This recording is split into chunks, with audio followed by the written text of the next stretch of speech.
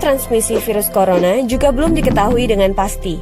Awalnya, virus corona yang sedang mewabah ini diduga bersumber dari hewan, termasuk unta, unggas, dan kelelawar. Sebenarnya, virus ini jarang sekali berevolusi dan menginfeksi manusia hingga menyebar ke individu lainnya. Namun, kasus di Tiongkok ini menjadi bukti nyata bahwa virus ini bisa menyebar dari hewan ke manusia. Bahkan, kini penularannya bisa dari manusia ke manusia. Gejala yang timbul bila terjangkit virus novel corona bisa beragam, bergantung pada jenis corona yang menyerang dan seberapa serius infeksi yang terjadi. Berikut beberapa gejala virus corona yang terbilang ringan: hidung beringus, sakit kepala, batuk, sakit tenggorokan, demam, merasa tidak enak badan. Hal yang perlu ditegaskan, beberapa virus corona dapat menyebabkan gejala yang lebih parah.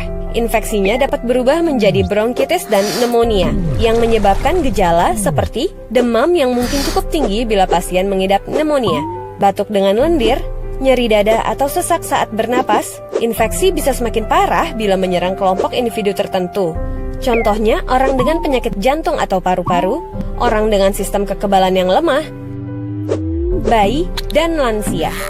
Surat edaran Kementerian Kesehatan Republik Indonesia nomor SR 0202-270-2020 tanggal 28 Januari 2020 menghimbau pemimpin divisi atau wilayah atau satuan atau unit untuk menyampaikan kepada segenap pegawai melakukan tindakan preventif yang dapat dilakukan untuk mengantisipasi wabah virus corona atau COVID-19. Hingga saat ini, belum ada vaksin yang dapat mencegah virus corona. Maka dari itu, langkah terbaik adalah mencegah penyebaran virus tersebut, yaitu menghindari berpergian ke Cina atau negara lain yang telah ditemukan adanya penularan virus corona, menggunakan masker saat beraktivitas di luar ruangan, terutama bila kamu beraktivitas di tempat umum, rutin mencuci tangan dengan air dan sabun atau hand sanitizer yang mengandung alkohol setelah beraktivitas di luar ruangan, hindari kontak dengan hewan, terutama dengan hewan liar. Bila terjadi kontak dengan hewan, cuci tangan setelahnya. Pastikan kamu memasak daging dan telur sampai benar-benar matang sebelum dikonsumsi. Tutup mulut dan hidung dengan tisu saat kamu batuk atau bersin. Kemudian buang tisu tersebut ke tempat sampah. Jangan menyentuh mata, mulut, dan hidung sebelum mencuci tangan. Hindari berdekatan dengan orang yang sedang sakit. Jaga kebersihan benda yang sering disentuh dan kebersihan lingkungan.